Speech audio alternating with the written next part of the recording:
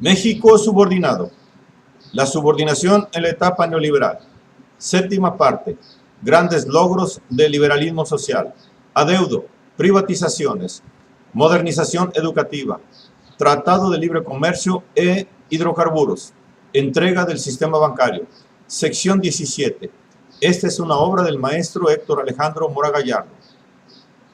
Aspectos desfavorables del Tratado de Libre Comercio. Incremento de la dependencia.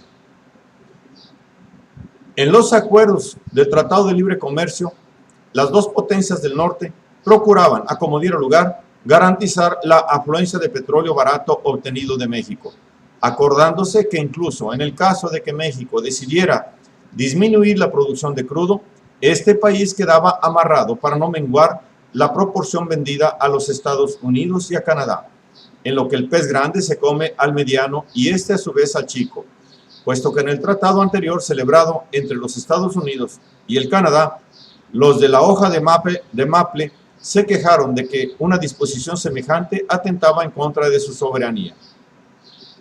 Legislaciones, regulaciones, coberturas doméstico-nacionales no podrían alterar las directrices del tratado, cuando el ir liberalizando la petroquímica representa el negocio preciado a favor de la industria avanzada norteamericana.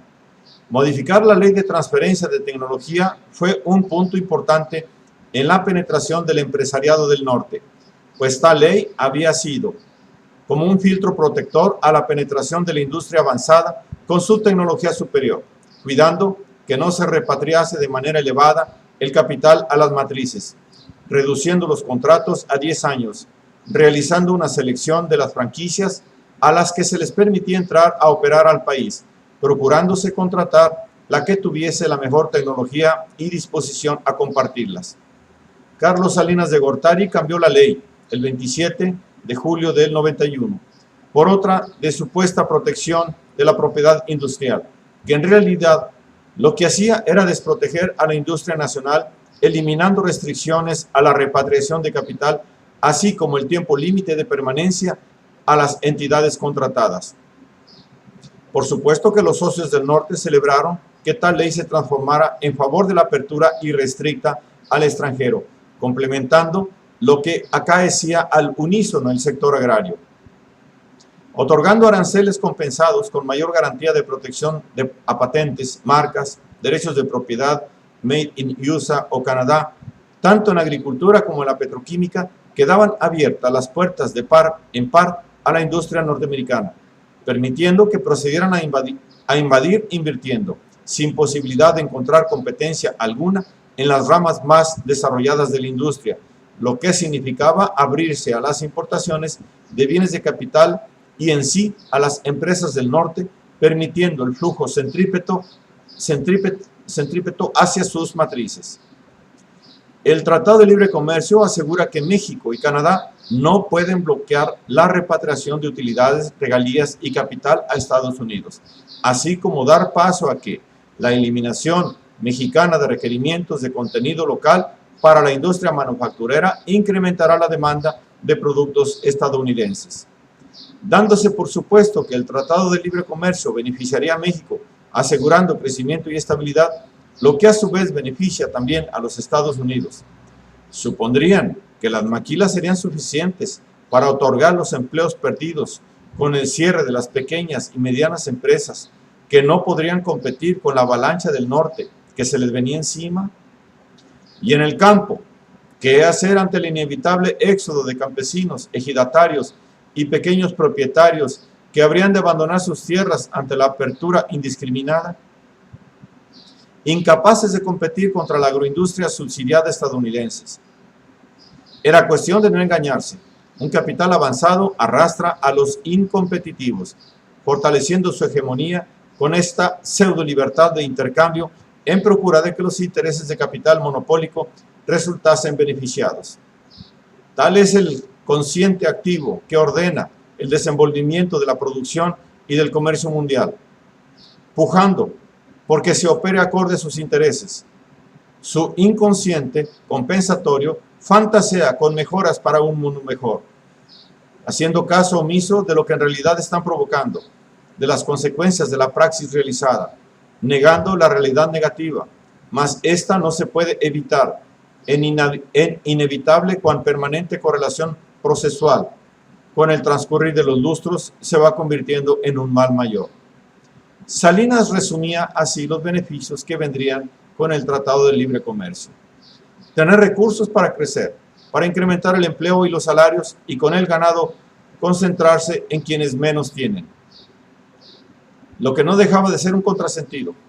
Las medidas neoliberales y los tratados comerciales propiciaban negocios entre grandes empresas, favoreciendo al gran capital, y las migajas arrojadas a los pobres no servían para parar la creciente pobreza marcada en la desnutrición de más de la mitad de la población, según lo informaba el Consejo Consultivo del Programa Nacional de Solidaridad, en un diagnóstico del estado de nutrición de los grupos de pobreza extrema, dando cuenta de que más del 20% de infantes recién nacidos presentaba grados avanzados de desnutrición.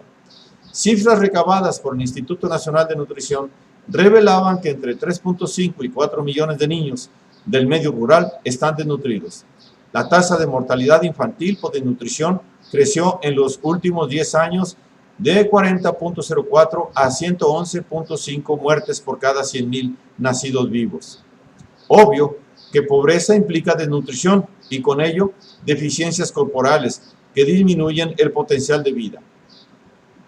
Y si la pobreza no hacía sino aumentar a quien se debería, el informe diagnóstico podía dar cuenta de ello, porque la causa no era nada del otro mundo, sino consecuencia de la política económica que se venía implementando. El crecimiento económico en México ha sido excluyente y concentrador. ¿Con el TLC dejaría de serlo? Obviamente que no. La política económica neoliberal venía causando estragos en la población de bajos recursos. Cualesquier estudio auténtico de la realidad existencial daba cuenta de ello. Es claro que el estado nutricional de la población se da en un contexto económico-social bien definido que lo determina, actualmente en sentido negativo.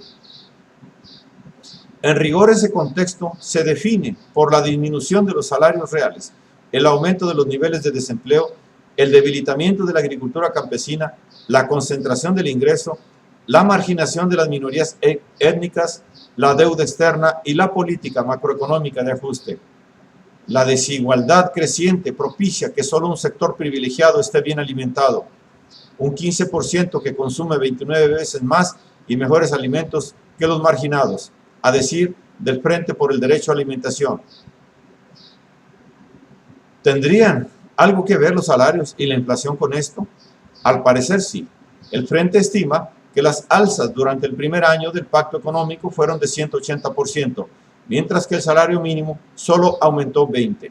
Esto significa, dice, que en ese primer año se le quitó a la mesa de los pobres 222 calorías y 7 proteínas por persona. ¿Y se estaban produciendo más granos básicos para remediar la situación? No.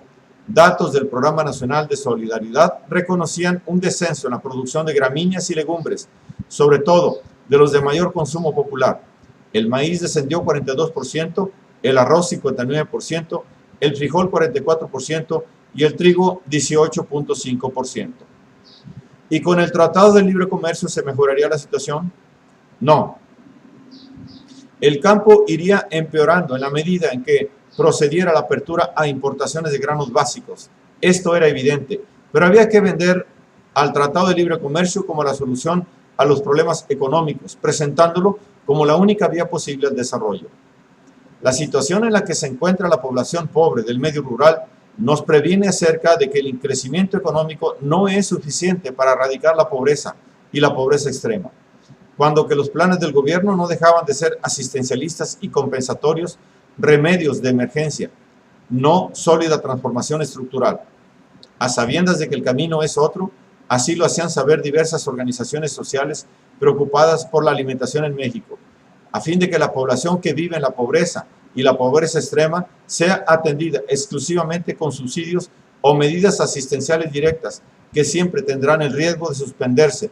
Es preciso que el apoyo estatal se oriente hacia el fomento de la producción y distribución de bienes esenciales a través de la comunidad, en busca de que ésta rescate la agricultura dinamice la pesca, explote la selva, el bosque y la ganadería. Con conciencia común que procure la preservación de los recursos, se debe añadir. Lo último que los capitostes permitirían. Ah, pero, ¿qué problema? No por nada, junto al TLC, se da la creciente de la comida chatarra, un falso remedio a la desnutrición apoyada en la publicidad. Todo un arsenal de productos alimenticios artificiales toman por asalto la panza mexicana.